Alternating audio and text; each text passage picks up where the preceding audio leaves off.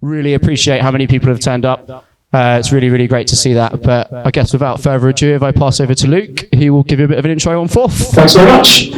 Thank you.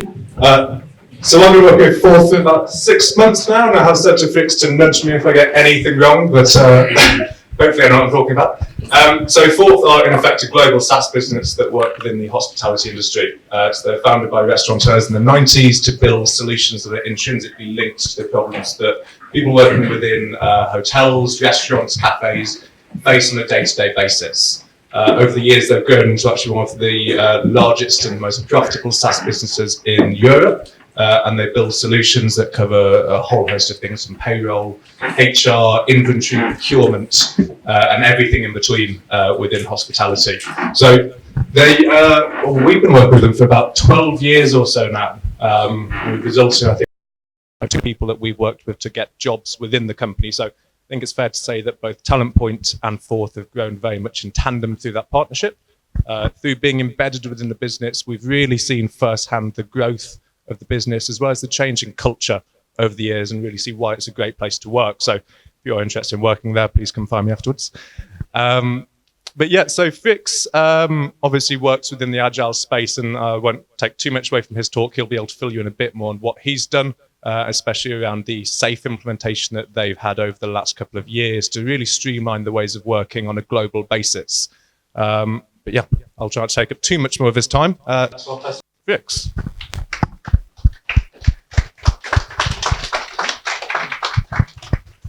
Hi guys, I think Luke deserves a little bit more applause being so knowledgeable about Forth.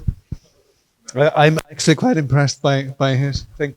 So, save beyond theory, and might as well have been called save in action, but not as catchy. So I think 30 minutes is very short time to talk about these complex issues, and so I'll go quite over various topics, but I trust you guys to make this a really interesting session with the questions. I think that's going to make it. So, a little bit about me. I'm called Frikkx, rhymes with man with million tricks. My full name is Frikkx Eyjolfsson, hence why we use Frikkx. And the Icelandic names, they are a little bit like Klingon. So, I identify myself as an Agile Consultant. So, the reason being, I come from things more from the business part. So in Iceland, I own a part in a brewery, which is the family company.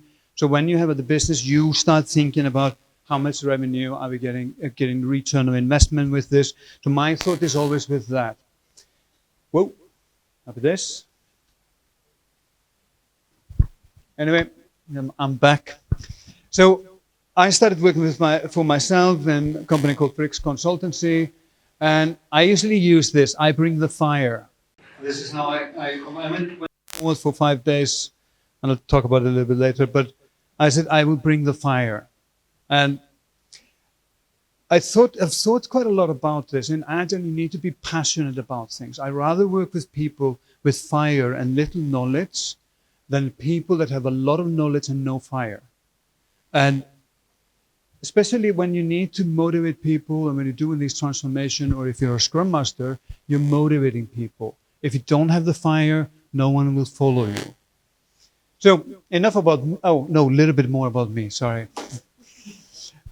So this is what I did with my life. Before this, I did various jobs. I worked on a ship, I worked as a Santa Claus, I worked in a store, but then I went into the IT business and I worked for this company Focal, and there were 6 of us. I worked as a Lotus Note developer. We were huge when I left. We were 16. This is like the scale in Iceland. I went to Spain and then worked there in ASP and Lotus Note, and then I went to Forth, and I actually worked for Forth for 11 years in various roles. So I was employee number, I think it was 26, something like that. And I left to work for CA Technology. So CA Technology, they owned, let me just take my jacket. CA Technology, they owned Rally, and before they got butchered down by a company called Broadcom. So I worked there as, we rolled out Rally, Agile and Safe to companies.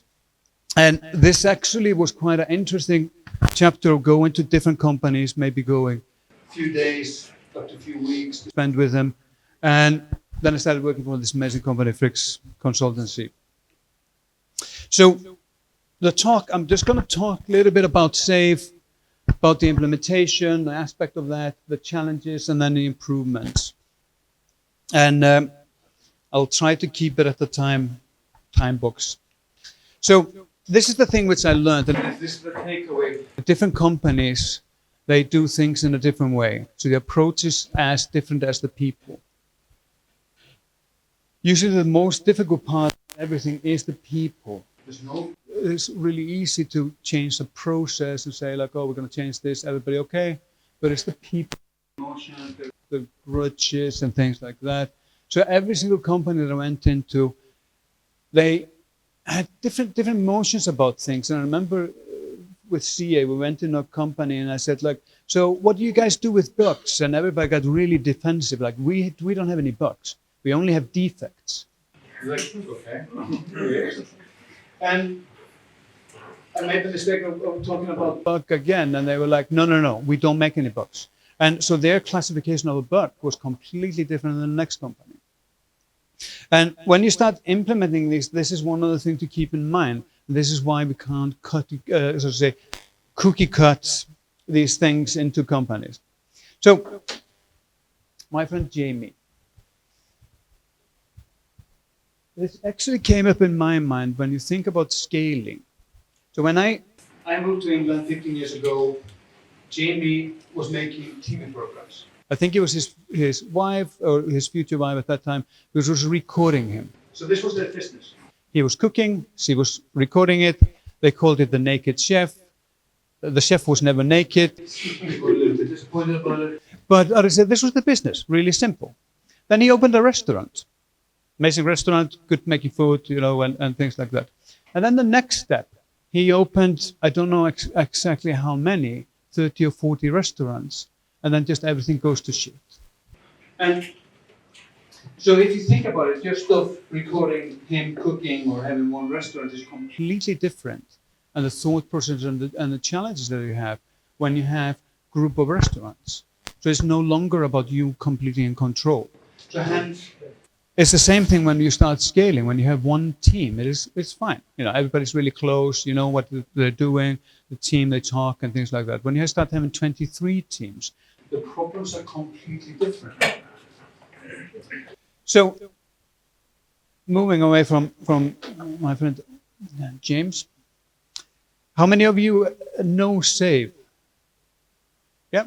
Oh wow. Okay. So this part is going to be short. How many of you are working currently in a company that has implemented SAFe?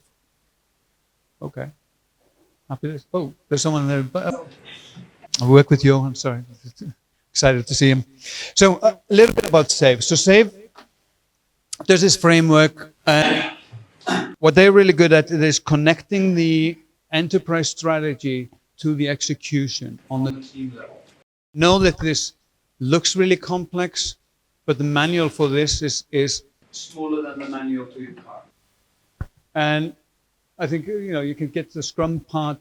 It's probably 5 pages. We've written probably 200 or 300 books about Scrum, but the manual to it is 5 pages if you write it quite a lot. But this one, you can see that as how do you say scaled agileframework.com. And when you click into this, you see articles about these things. So the easiest way to digest this is look at the levels. We have a team level here. So we have the teams, they work in a Scrum or Kanban. We have the Scrum roles here. Everybody's working in iterations and they're working on stories. That's a team part. And the program part is a little bit like this joke. When you go to America, everything is so much bigger. And everything just starts being slightly bigger here. We have, instead of stories, we have features up here. Instead of working in iterations, we're actually working in program increments. And we have more people because we have an agile release train here, which is a team of teams. People working in sprint and Scrum Kanban. And they plan together. They have a backlog here. As well, we have a roles which mimic. So we have Scrum Master here. We have an RTE, Release Train Engineer. I was actually hoping that one of the release engineers would come here tonight. So I could say, like, oh, RTE. But No. But if you think about the Scrum Master being a project manager in Agile, this would be a program manager in Agile. Then we have the architect and the engineering and product management. So they form a group here where they work on the backlog and help the teams. Up here we have the portfolio, and the interesting part when we went into the portfolio. So sorry, let me just go back. So the portfolio part is where you actually where you connect the strategy of the company to the execution. So this is quite a lot about budgeting. What are we doing over longer time? Because as a business, we're not going to be from 2 weeks to 2 weeks saying, oh, let's do this, let's do that. Because we have way too many people. And when, as you say, you have any delays or you're doing the wrong thing, you're burning quite a lot of money. It isn't like when you have a team of 7 people and they do something wrong, it's okay. But when you start having 20 of this, the amount goes quite high up. The other thing, how do you say, SAFe builds on core values and SAFe principle, and they build on the Lean-Agile mindset, so it all covers together. Usually I explain this in this way. If SAFe was a house, it would be built on a ground which was called Lean and Agile. Inside of that house would be one room for Scrum and one room for Kanban. That's kind of the 20 seconds how to explain it. But they talk about quite a lot of things, metrics, shared services, community of practice, and all of these. You can see that the people that made the framework, they read quite a lot of books, so they've taken quite a lot of terms from various books and put them together into this framework. The heart of it is this Agile Release Train, or ART. And it is a team of Agile delivery teams planning and working on the same cadence across the same value stream. It's kind of, in some companies, it's, I guess, the utopian term of art would be working on the same value stream. But we're starting to figure out something now, which is we're talking about value stream networks, which is, it isn't as simple as the coffee house that has one value stream. He asked for coffee, I make the coffee, the value stream has completed, I get the money. But where you start to have various values, where I start selling Luke candy and tickets to Spain at the same time. So various value streams. And the core value of the framework, it is transparency, alignment, quality, and program execution. So these, it's just the value of it, and how to say, the transparency of having all the work transparent. And all of these, they complement the Agile principle and the Scrum principles as well. So we'll talk a little bit more about the implementation and into that. So I worked in with various teams who have been implementing this. And the first mistake was we usually start seeing that we want to deliver this big box at the end of it. It's like, no, let's not do the little boxes. Let's just plan it really, really well, and then we deliver this. But when you start implementing it, do it in an Agile way. Get value and feedback, and then know how to shift it. Because if you come back to this, of every single company is slightly different. If you wait, and this is the whole waterfall way of waiting until the end of getting this. And this is how we did it at Fourth. We went in and I said, like, okay, we need some time, give us a few months to get the train up and running, and we got 6 weeks. So what we did, we launched the first art, we got some value out of it, we got the feedback, what did we do wrong, what we were doing right, and incrementally delivered the transformation of this. When to use SAFe. So SAFe talks about, officially they talk about 2 scenarios where you use SAFe. It is where you have forward thinking management. So management is, we need to make a change, there's something that we need to do in this. And as you say, let's go for SAFe because it fits quite well in. Or you have the burning platform. Everything is going to hell, and everyone can come and save the business. You're ready to write a check to them. But this is what I found, so to say, where you have complex environments. So SAFe has been used by companies like Volvo, where they build trucks out of this. NASA used this to build telescopes. So we're in a complex environment. And fourth, our complexity is we have quite a lot of hard dates. And hard dates in the Agile world is kind of either the product manager needs to be, the product owner needs to be throwing in the stuff at the right time. Or if you have quite a lot of dependencies, you need to hit these, because else they're gonna, once you trip one, you start tripping the rest of them. And when you have a large transformation, so I've been in a place where they said, oh, let's just do it organically. Let's get the Agile codes. The Agile code came in. He started doing this organically, managed to piss off some people that closed the door, product closed the door on that person. And they were just like, no, we are not part of this transformation.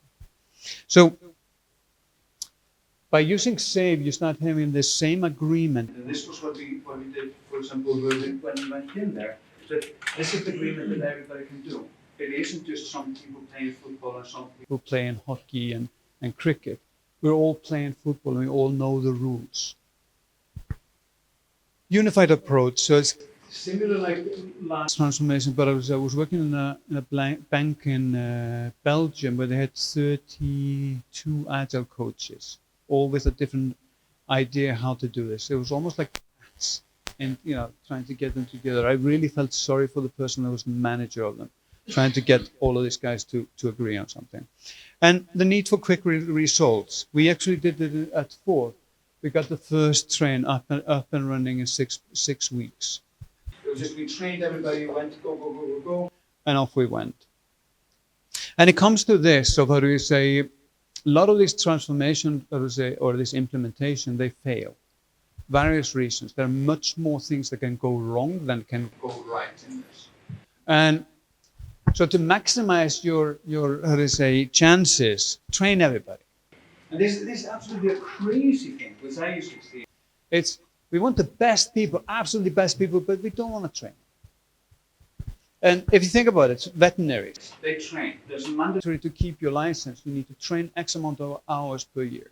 Soldiers, they train non-stop, and they're not promoted unless they've completed various trainings. So, and the training doesn't need to be a big bang. You can do it little by little. You don't need to be like, oh, let's train everybody for 2 days and then let's not do anything for 5 years. Do it with an incremental approach. And then launch the trains. Just go for it. And I actually thought about it when I was putting together this talk, how I should have it. But is it this wildfire approach? We just find people, we start the art, and then we just move on. And we fix it as we go along. So challenges. And sorry, guys, that I'm just jumping from one thing to another. It's almost like I would say, what do you call it? Like a time traveling novel. Challenges. So the challenges that we're going to have, anyone that thinks that they're going to lose anything in this implementation, they will fight against these. And they will find any excuses to do this. The people that you usually get with you are the people that are really fed up by the situation.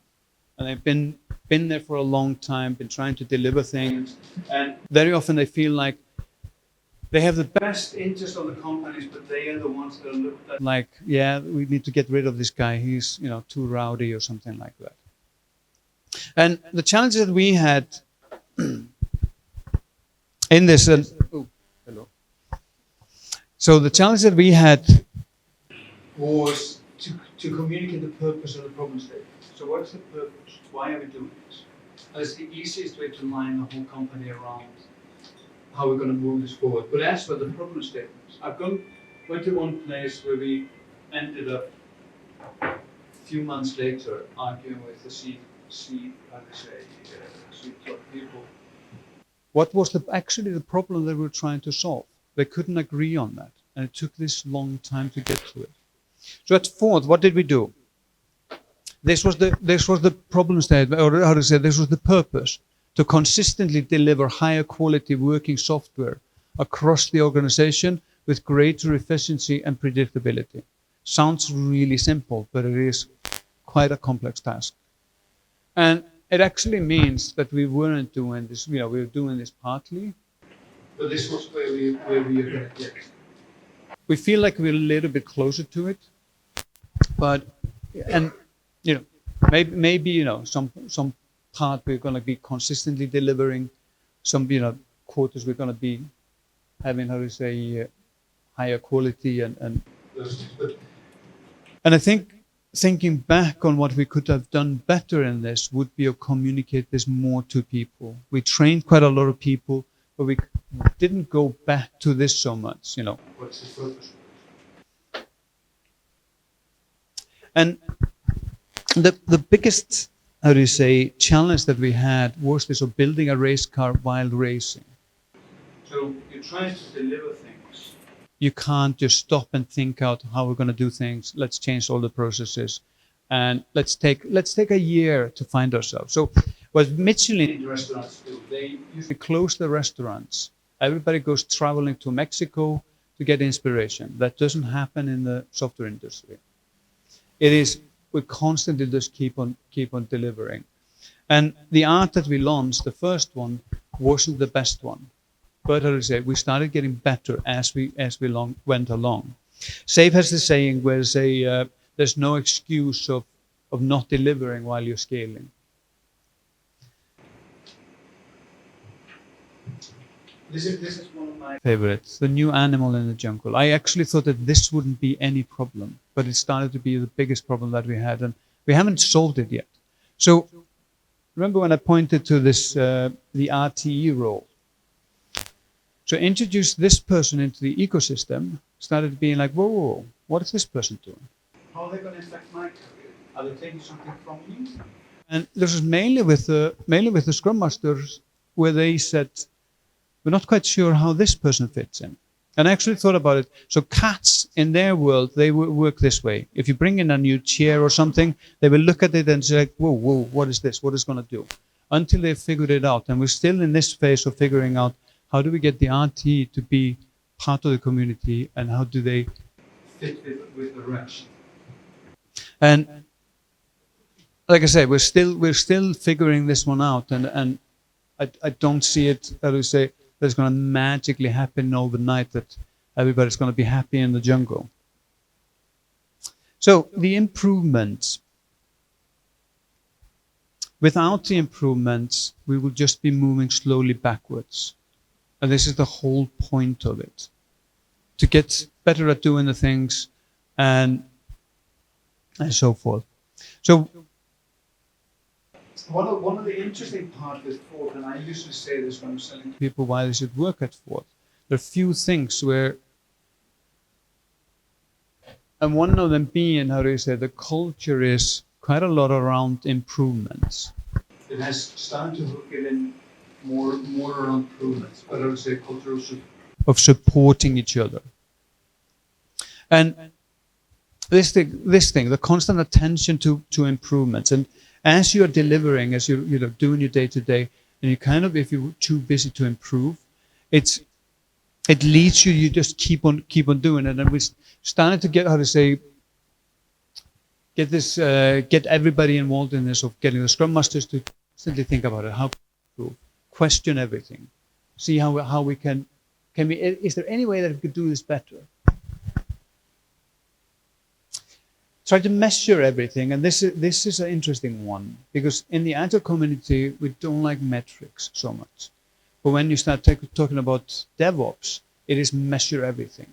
And I put this, try to measure everything, because we try to measure everything.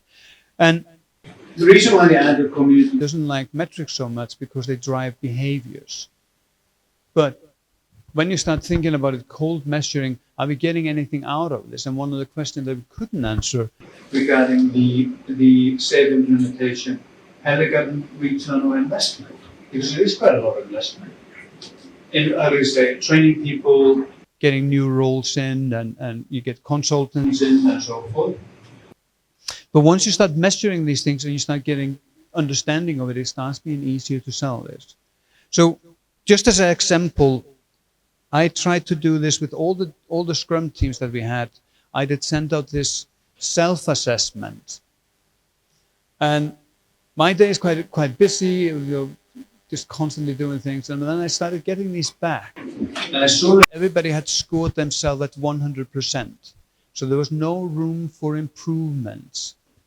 So one of the tasks that I needed to do now was to like figure out, are the questions wrong? Did I communicate this wrong? And even the more frustrating part was some of the team, they skipped the retro to fill out that they were 100% doing everything. But just by doing that, of figuring out how can we improve, where are the points that we can get better. And actually, in my head, I figured out how we're going to do this. But it is constantly attention of this.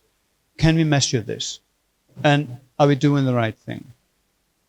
And this one here has not been kind of slightly, how to say, if no one changes, nothing changes. And I know it is really difficult to change. It's not in our nature to change. It is, so to say, it has to do with our livelihood. Am I missing something? Is something going? I'm not going to get paid at the end of the month. And this was a really difficult one, and there was a part in this which actually was quite interesting, and I had never thought about it until someone said it to me. So, if you go and train the people, and I think fourth is, we're small enough that we have 2 RTEs, and then we have me, the Agile Consultant. I went and trained everybody. So I had a connection to every single person that we had gotten on the trains. And this is actually another thing for doing the training. You get the connection, you get to know the people, and you can have this talk with them one-on-one, saying like, okay, we need to change this. It is, how we need to move forward. And this part, this is actually, it was kind of on a personal level. So when I worked for CA, we always went in, we were the consultants, we came and said, oh, we should do it this way, that way. But when they started executing, we actually just left. We go, okay, bye, have fun. And we never came back until things started going badly or something like that.